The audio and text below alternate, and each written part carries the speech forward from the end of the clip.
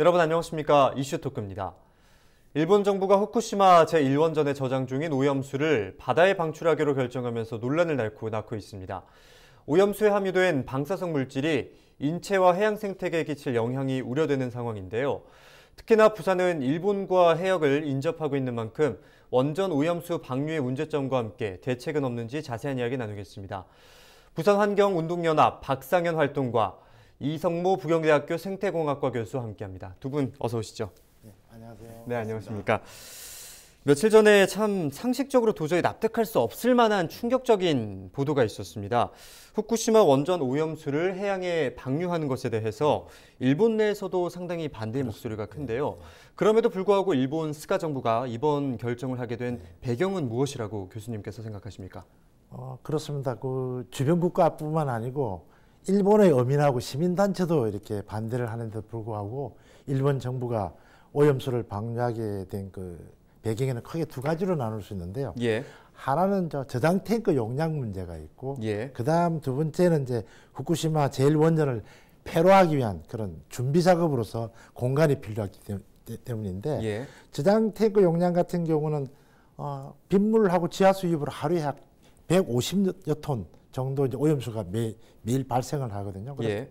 이 오염수를 이제 초대형 원통 탱크 1000여 개에 현재까지 약 125만 톤 정도 이렇게 보관 중인데, 예. 이 용량이 2022년 가을 되면 이제 포화 상태에 도달하기 때문에 네. 제일 먼저는 용량 때문에 이제 문제가 되겠고요. 네. 두 번째는 아까 말씀드린 대로 이제 결국 후쿠시마 제1원전을 폐로를 해야 되는데, 폐로를 하기 위한 그런 작업 공간, 그런 확보를 위해서 지금 현재 이 방류수를 방류할 수밖에 없다, 이렇게 결정했는데, 이런 문제에서 생각해 보면 왜 새로운 탱크를 설치하고 보관할 공간, 여기에 대해서는 왜 생각하지 않는지 이 여전히 의문이죠. 네. 네. 방류하게 된 두 가지 배경에 대해서 말씀을 좀 해주셨는데요. 이제 활동가께 질문을 드리도록 하겠습니다. 일본에서 오염수를 방류하게 된다면 해류를 따라 퍼지면서 해양 생태계를 악화시키는 것은 물론이고 인접 국가에게도 악영향을 미칠 게 자명한 사실이거든요. 그렇다면 여기서 가장 핵심적인 질문은 과연 이 한국 근해로 유입될 방사성 물질이 얼마나 위험한가, 이게 문제점 아니겠습니까? 어떻게 생각하십니까? 네, 일단 오염수의 안정성이 가장 우려되는 부분이고요. 일단은 핵연료에서 후쿠시마 핵연료에서 200여 가지 방사능 물질이 생성되고 있고, 네. 오염수에 200여 가지 방사능 물질이 있다고 보시면 됩니다. 네. 그리고 대표적으로 오염수에 들어가 있는 방사성 물질은 이제 요오드, 세슘, 스트론튬, 플루토늄 등 이제 맹독성 물질이 가득한 상태고요. 예. 근데 이거를 이제 후쿠시마 오염수 일본 정부 측에서는 이제 알프스라고 해서 다액종 제거 설비를 통해서 정화를 해서 한 번씩 해서 보내고 있다고는 하는데, 이게 사실은 이제 후쿠시마 원전 사고가 지난 후에도 이게 세슘 오염수의 70%에서 세슘, 스트론튬, 요오드 등 이제 인체 치명적인 예. 방사능 물질이 기준치 이상 계속 포함되어 있다는 사실이 밝혀졌습니다. 예. 그래서 일본 정부가 말하는 것들은 약간 신뢰성이 떨어지고요. 그뿐만이 아니고 이제 이 알프스라는 장치로 제거할 수 없는 삼중수소 문제도 있습니다. 예. 예, 삼중수소 같은 경우에는 수산물을 통해 인체로 이제 들어와 유기결합 삼중수소로 전환되면 내부 피폭을 일으키게 되는 것으로 알려져 있고요. 예. 이게 삼중수소가 뭐 인체나 환경에 미친 영향이 아직 불확실한 상황이라 이게 예. 정확하게 어떤 문제가 있을지 잘 모르는 상황이고, 사실 방사능 물질 자체가 안전하다라고 해도 일단 방사능 검출된 것 자체가 일단 문제가 있으니, 네. 예, 아주 좀 심각한 상황이라고 할 수 있겠습니다. 네, 이 삼중수소는 트리튬이라고 불리는 거죠. 일본 정부에서는 기준치 이하로 방류하겠다고 하고 40분의 1 이상으로 뭐 희석하겠다, 이렇게 입장을 내놓았지만 사실상 말씀하신 대로 정말 정확한 수치가 집계되지도 않을 뿐더러 불확실성 때문에 국민분들께서 상당히 불안해하시는 것 같습니다. 그렇다면 이번 일본 언론에서는 국내 월성원전이나 아니면 해외 다른 사례에서도 이 방사능 오염수를 배출한 경험이 있다면서 거기에 대해서도 맞대응을 하고 있는 상황입니다. 국내 원전에서 발생하고 있는 이 방사성 물질을 방류하는 것과는 어떤 차이가 있는지 말씀해 주시죠. 일단 국내 원전에서 방류를 하는 것은 냉각수라고 보시면 됩니다. 냉각수는 일단은 핵발전을 돌리게 되면 이제 온도가 올라가기 때문에 예. 거기에서 냉각수를 방출하는 것이고요. 근데 거기에서도 이제 일부 이제 방사능 물질이 이제 나오긴 하는데 예. 이거는 후쿠시마랑 국내 원전을 비교하는 건 좀 상식에 맞진 않고요.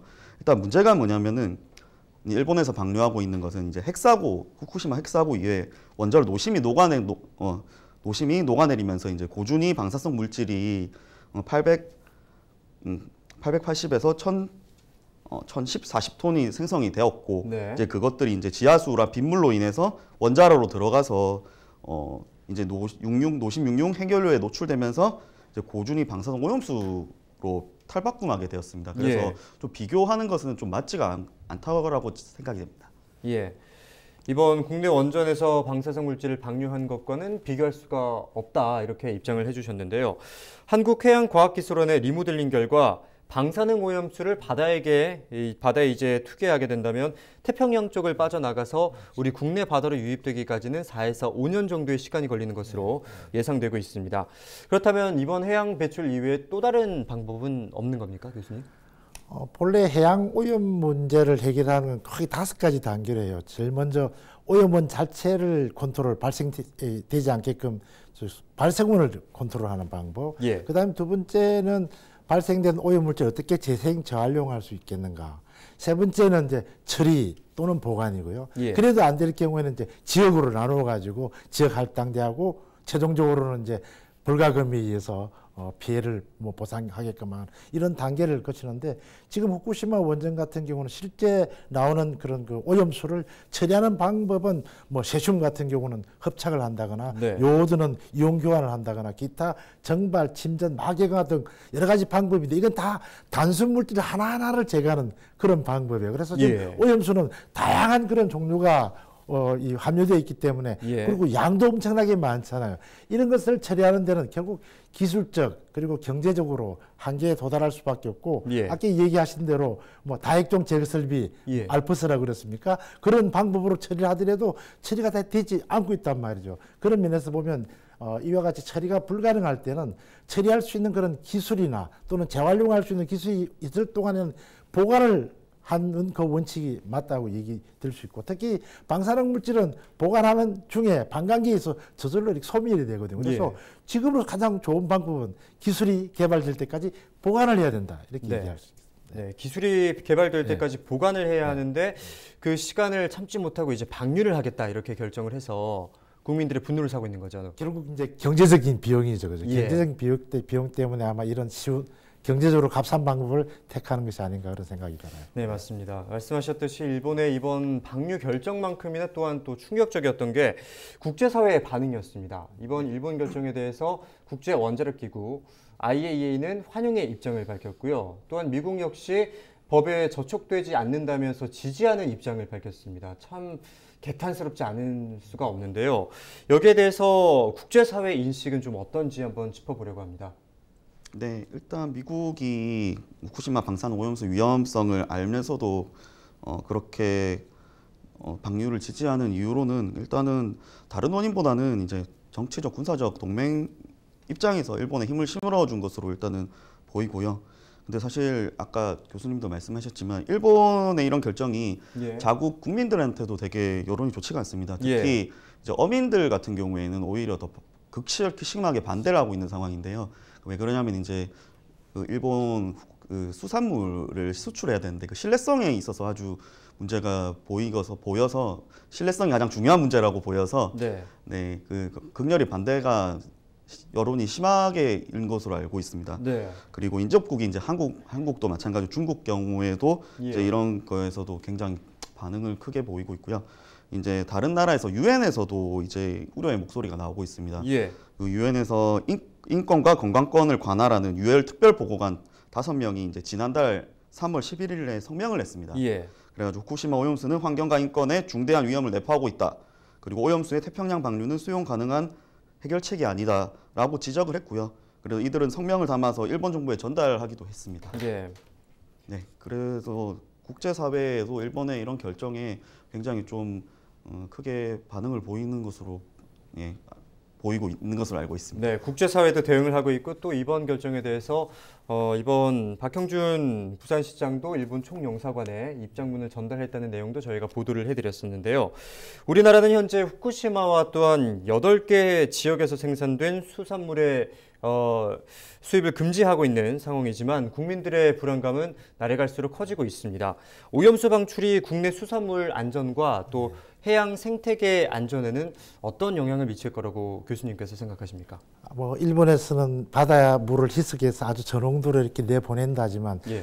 또 생물은 그렇지 않단 말이에요. 바다 수중의 농도보다도 먹이 생물, 즉 파이토플랑크톤, 주플랑크톤 이렇게 작은 고기, 큰 고기 우리 수산물에 오면서는 이거는 이제 만 배, 뭐 수십만 배까지 농축이 된단 말이에요. 예. 그렇게 농축이 먹이 연세를 따라 생물 농축이 되기 때문에 가장 큰 문제가 될 수 있고 네. 이렇게 되면 이제 해양 생물에게는 뭐 유전적 손상 등 만성적인 그쵸. 그런 피해를 유발하는 것은 말할 것도 없고 결국 이어서 생물종 다양성 붕괴라든지 해양 생태계 균형 파괴를 일으키는 그런 영향도 발생할 수 있고 네. 특히 방사능이 농축된 수산물을 뭐 섭취할 경우에 인체에 흡수되면은 갑상선에 이렇게 축적이 되면서 암을 유발하게 되거든요. 그래서 이런 이 방사능 농축 수산물 이런 얘기가 나오면 우리 그 경험이 있는 게 고등어를 굽다 보면 미세먼지가 발생한다는 그런 한 번의 얘기 있었고 예. 얼마나 어민들 수산물 소비에 영향을 줬습니까? 지금도 그렇죠. 지금도 일부에서는 천일염을 빨리 지금 구매해야 되는 거 아니냐 이런 얘기가 나올 정도니까 이 수산물의 안전에 대한 그런 국민들의 관심 또 소비 이런 것들이 직접적인 영향을 줄 수 있기 때문에 아주 그 영향이 심각하게 클 것이다 이렇게 생각할 수 있겠습니다. 2013년 도쿄전력이 고농도 방사능 오염수 방류를 공식적으로 인정한 이후에 해양 오염과 또한 일본산 수산물의 안전에 대한 국민적 우려가 상당히 높아진 것도 사실입니다. 그렇다면 일본산 농수산물의 방사능 오염 실태에 대해서 한번 활동가께서 말씀해 주실까요? 네, 그 시민 방사능 감시센터와 환경운동연합이 2018년도에 일본 후생노동성 자료를 한번 조사한 적이 있었습니다. 예. 그때도 일본산 방사능 오염 실태가 굉장히 심각하다는 거 확인되었고요. 그리고 마찬가지로 이제 2011년도에 이제 2020년 자료를 한번 2020년 일본 농축산물 방사능 오염 실태 분석 보고서를 따로 냈었습니다. 예. 그래서 그 내용에 따르면은 이제 먼저 수산물 먼저 얘기를 하면 예. 이제 수산물 가운데 이제 방사성 물질 세슘 검출이 높게 나타난 품목으로 이제 곤들메기에서 140 베크렐 per 킬로그램이 검출이 되었고요.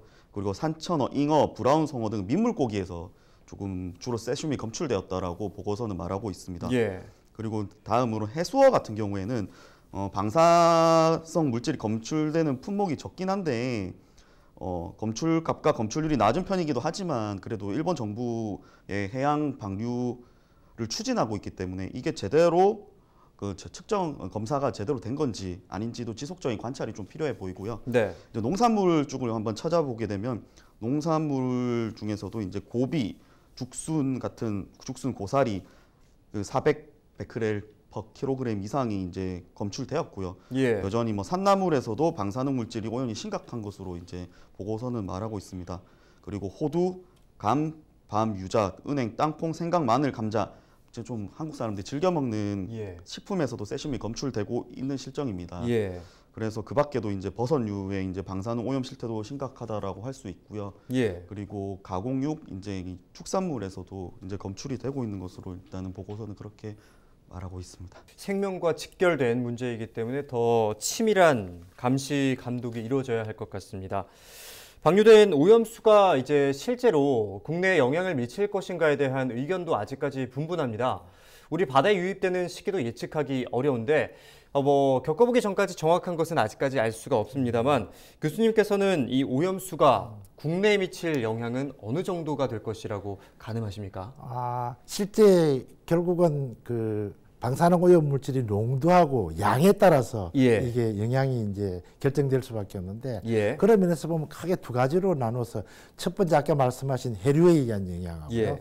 두 번째는 좀 더 저는 심각하게 생각하고 있는 것이 해유 어종에 의한 영향이에요. 예. 그래서 해류에 의한 영향은 결국 우리가 쿠로시오 대만 알주를 통해서 우리 동해안으로 유입되는데 예.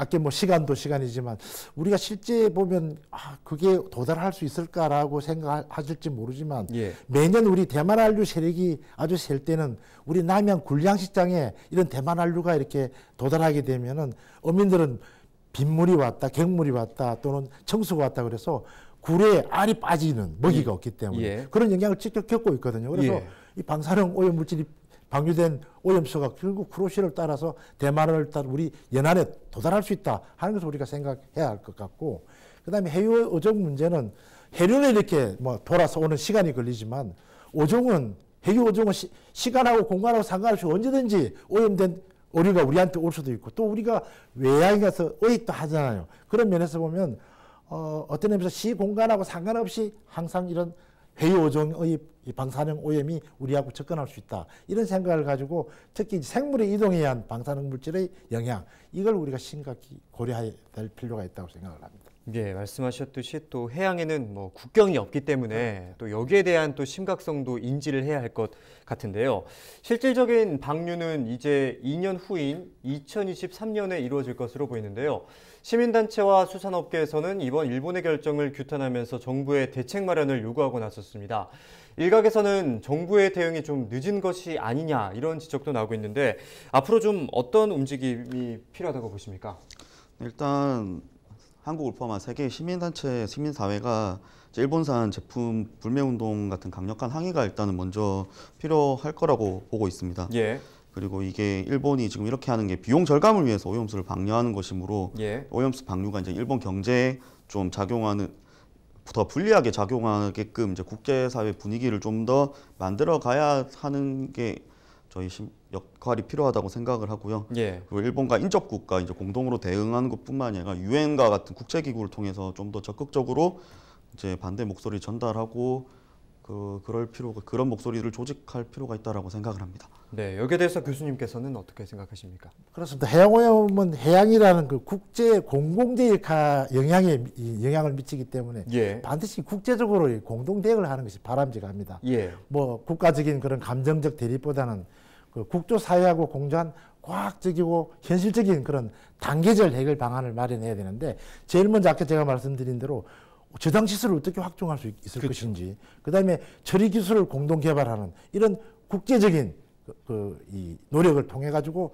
지금 계획하고 있는 방류 계획을 반드시 바꿀 수 있도록 우리가 해야 될 것이 첫 번째 단계가 되겠고, 예. 그다음 그럼에도 불구하고 방류를 하게 된다면 우리는 엄격하게 감시할 수 있는 기능뿐만 아니라 피해 방지를 할 수 있는 대책까지 마련해 놓은 상태에서 대응을 해야 된다. 그래서 이 모든 것들은 감시든 피해 방지든 이 국제사회와 공조한 그런 방법으로 해결하는 것이 가장 바람직하다고 생각을 합니다.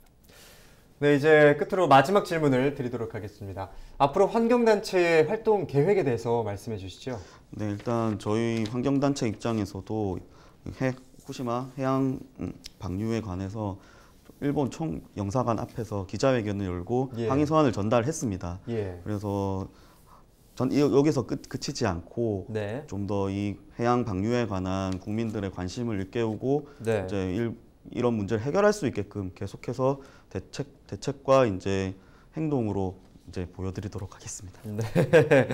이 문제에 대해서 또 국민들과 또 전 국가적인 관심과 지속적인 노력이 필요할 것으로 보이는데요. 이번 시간 오염수 방류 문제점과 대책에 대해서 두 분과 함께 이야기 나눴습니다. 오늘 자리해 주셔서 감사합니다. 네, 수고하셨습니다.